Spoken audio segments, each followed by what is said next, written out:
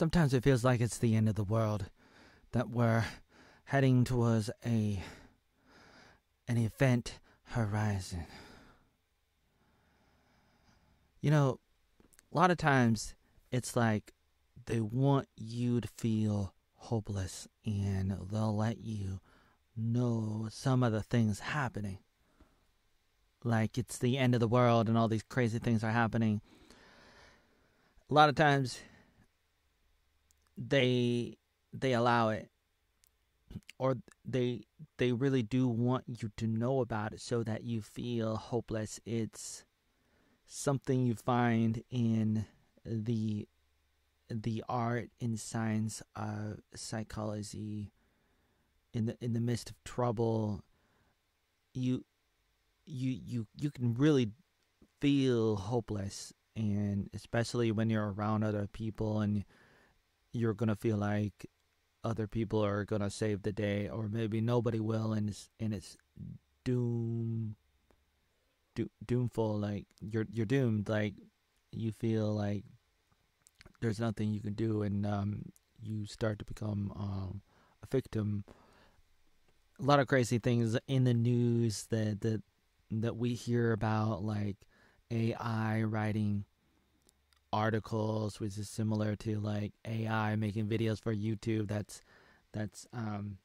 piggybacking onto the algorithm of what do people want. Like you scan YouTube and you're like, okay, this is what people are clicking on. This is what people want to see. So I'm gonna show people all that stuff. I'm gonna take all that and put it together in one video. And like the Easter Bunny and Santa Claus having a picnic with your mom. Maybe not that exactly, but just imagine something crazy. And like they've done that with the videos, and now they're talking about doing that with articles, and it's like, imagine reading an article about Donald Trump doing something crazy with the Easter Bunny and Santa Claus on the moon, and people are reading the articles on BuzzFeed or wherever, and they're like, oh wow, did you hear about that? All these crazy things are happening, and people are losing jobs, and so it's like you have the AI doing all this stuff, and then you have people developing robots. One thing I wanted to say about all of that is, like, it's very critical to have what do you call these things, like mechanical on and off buttons. Like it's critical to be able to keep AI in a box, keep the robots in a box, so to speak. Like with everything being so digital, a lot of the problem comes from remote access, the ability to get inside a computer, to get inside a robot, to get into a smartphone, to get into a smart car, to get into a smart robot, to get into a smart anything with the word smart at the beginning of it. If it's online, it's hackable, probably hackable, depending on the level of the of your hackability, like your ability to hack. Like it's just it becomes very difficult. A lot of things are going to be online, like all the time. Like a lot of things, even when, like, depending on the thing, it may be on even when it's off, because there are embedded hardware on the motherboards. Some of these items may stay on. They may have small batteries in them, or they may be powered by the CMOS battery. It's like a watch battery, like on the motherboard, or there may be other power. Like power can be held inside small batteries. It used to be like the batteries or the capacities.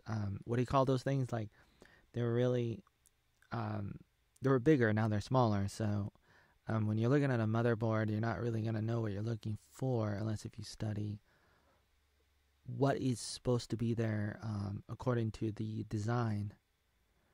And so when you look at it, you got to know what you're looking for in order to know whether or not there's any spyware.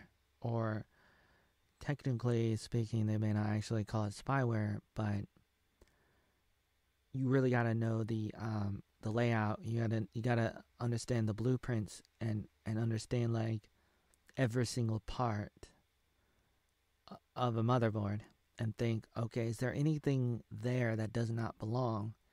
And if you're not some computer scientist, some kind of expert, you may not know.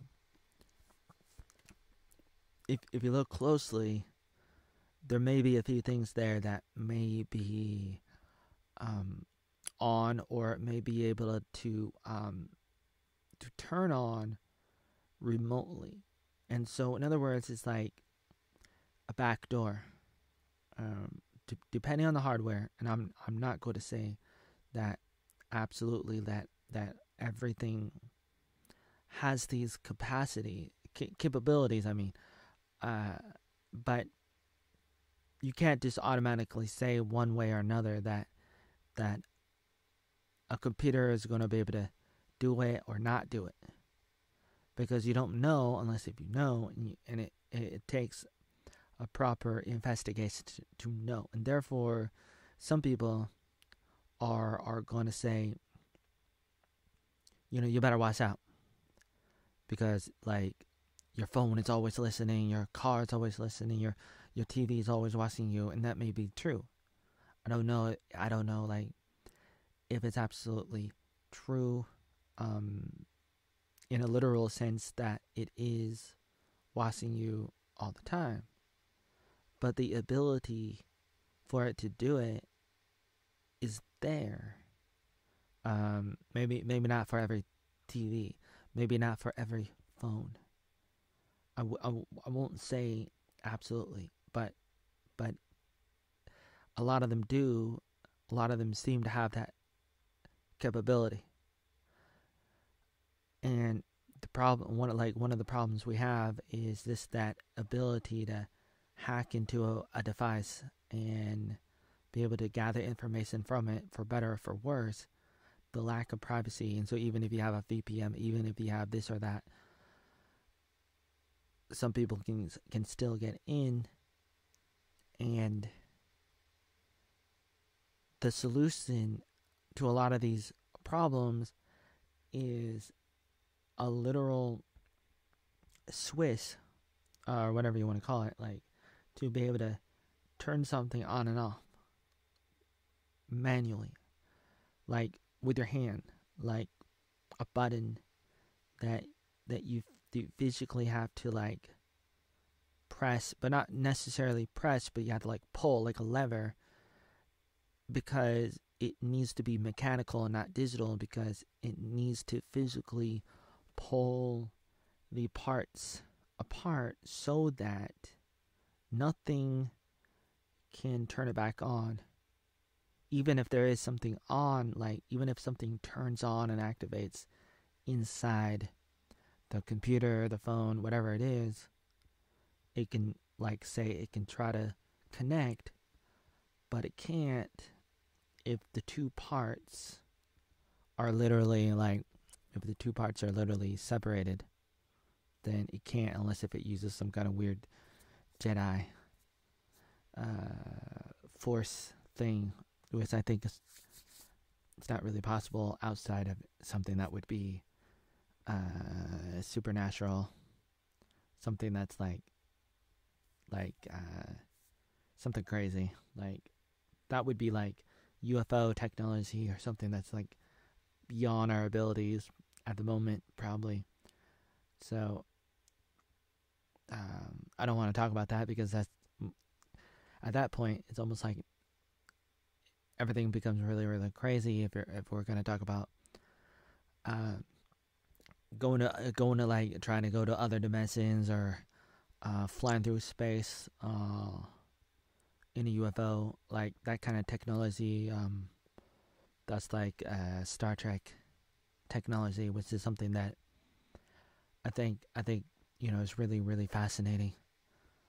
As Mr. Spock would always say, that's fascinating, and I don't think we're really at that level, so I'm not really gonna concern myself with that level because we're not there at the moment, at least as far as I know. At least I could be wrong, but it's like we're not there yet.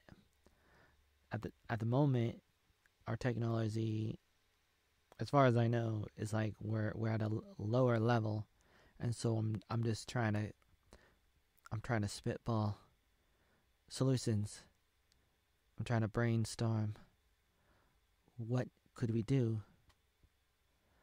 And one of the things that you got to do beyond that is you really do have to have 3D printers that can print almost anything. The more the better.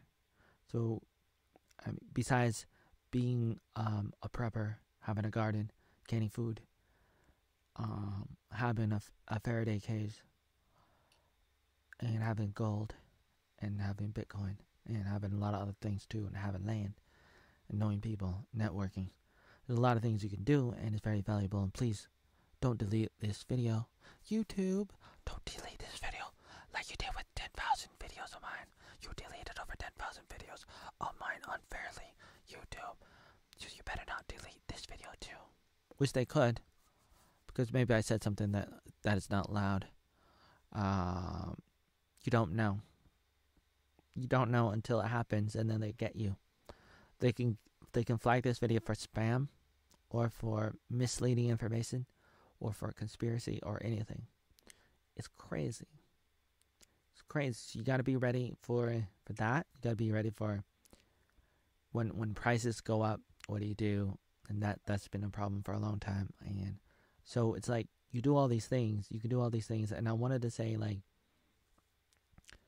like one of the things you got to do besides having a 3D printer is you got to have robot bodyguards.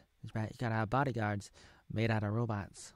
Robots made out of bodyguards. No, just robots that will be your bodyguards to protect you from evil Terminator robots and everything else. You should have the ability to program. You got to really be able to program your robots and make sure they're not hackable.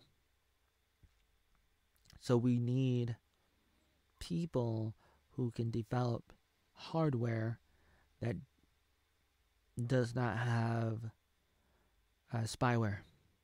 These things that will be activated when a signal comes remotely to turn it on and to control it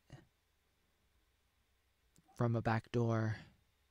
It's like, I don't know which hardware devices have those abilities, have those capabilities to do that. And that's probably something I need to study. I've kind of looked at it a little bit, but I'm not positive. When you're looking at all the different parts, some of the parts are really, really small, perhaps too small to see, and you need a microscope. But nevertheless, it's like, it's possible. It just takes a little bit of engineering to keep the hardware away from being hackable. Like, as far as like connecting to the internet, you really gotta keep that separate from the rest of the hardware.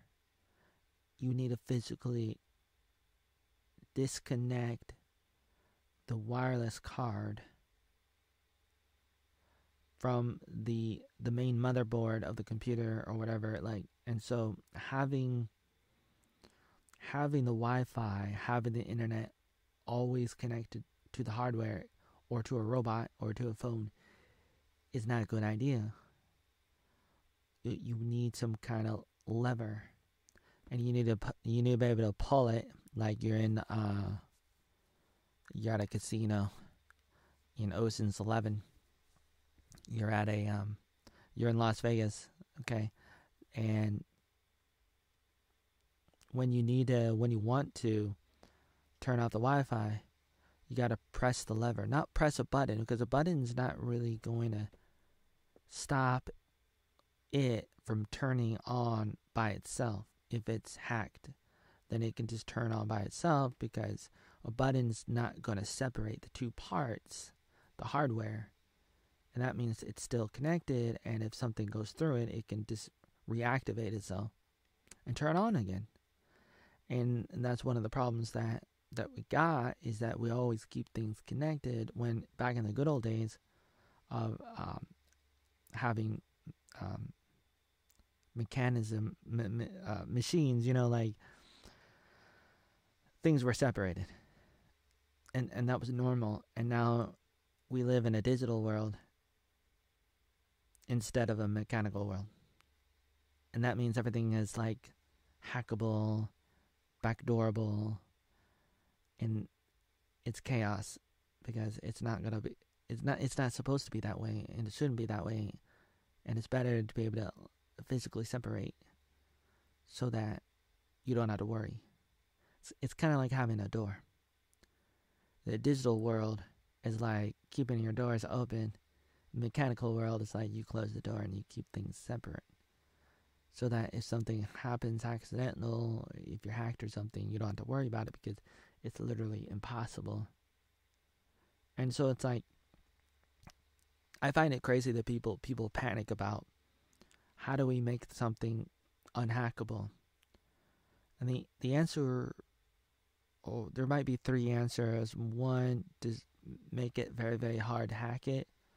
And there's probably a couple different things you can do with that to make it hard to hack something, to crack a password, a passphrase. If it's something like crypto related, a blockchain or something, it's like you could make something very, very difficult, especially if it's like Bitcoin, and the ability, like, it's very hard, but not impossible, but it's very hard. It's very hard to hack into Bitcoin. It's very hard, and only thing better than that to make it even harder would be to use quantum computers, and that's coming too, and some of it's already here. And that would make it even harder, a lot harder, for making it harder to hack, to crack passwords, passphrases, codes, and everything. Quantum computers are a lot better, and so it's like those two things can help a lot. But even then, it may still be possible theoretically to hack, and therefore to go to the next level would be to literally separate hardware from hardware, and to only connect them when you want them to be connected manually through a lever or something, where you pull them together so that they connect. It's kind of like plugging something in, and you have a cord, like a USB cord, and say it's like the USB is connected to the computer, and so it's like the Wi-Fi is on a card, but it can only connect through the USB cable. But I don't mean that you should just plug it in, plug it out. You should have something where you press a button or a lever, and it separates, and then it connects, and then it separates, and it could be better. So you really gotta have, like, in order to make it, you gotta have levers, and you really have to have the ability to get away, get away from, it's important. It's important. Like, everybody needs to have like a castle. It's like we got to go back to the dark ages. It's like the only way, but it's like You gotta have 3D printers. You gotta have your own robots. You gotta have levers. You gotta, like, sounds like a lot of work, and so it's like some people don't want to talk about it, and they want to laugh about it, and then other people they might feel a little bit hopeless. And for people who are not feeling so good about it, I would say personally, don't worry about it in a way, but only focus on whatever you can do right now, every day. Just think about what you can do to help yourself and help other people around you. And that's all you can do. But I mean, I do think it's really cool to talk about. I don't know if I did a good job at explaining this stuff from the top of my head, just kind of ranting a little bit. I was just watching Tim Pool today, talking about this and talking about some of the other stuff that I don't think I can talk about because YouTube strikes smaller channels. They don't go after him as much. They'll still go after bigger ones too sometimes, but mostly smaller channels like mine and my 10,000 videos that they deleted already. My 3 channels they suspended unfairly without a third strike. YouTube is ignoring my emails and Twitter and the forums. God damn it. Ignoring me. I'm blackmailed. Blackmail me. So that you can't back me. Oh man, it's like Vietnam all over again. When I was on the blacklist and I was like understanding nothing. I couldn't understand it. Didn't know what was going on. So I'm watching Tim Pool, watching the Tim Cast, yeah. But I'm not gonna tell you that. Yeah. Come on over. Come to me. And I'll tell you all this stuff, and I'll not give any credit to other people. But, you know, I've heard this from other people too and stuff, you know, so it's like, I'm not like stealing from him. And a lot of this stuff is just coming from my heart and my soul. The rat try to strip me naked, trying to tell me what to do. No way, not no more. I'm not 6 years old anymore. I'm not a 14-year-old new guy. I'm not like how old was I? 28. Can't think back whenever that was. I don't know, but it's like, come try to wrestle me up, try to punk me up, Ashton Kutcher. Yeah, try to come back to the 90s show for one episode. All right, try to trailblazer me. Ooh, with the green stuff that we can't talk about on YouTube. They don't allow talking about that either. Yeah, try to tell me what to do. Try to tell me what's good for me, and I'll tell you I don't know. But, you know, some of these thoughts I've had for years and years, and I've written about it. I made some videos about it. Some of this, I thought I would just, like, bust in here and make a big deal about levers. Why is Oatmeal talking about levers? Because I love levers. You like levers? Yes, I like levers, goddammit. You like levers? You get a hard-on for levers? You go cuckoo for levers? Yeah, I do, man. I love levers. Give me more levers. You talk a lot about levers. Why don't you just stop talking about levers? No, man. Making the world better one lever at a time. Ow, ow.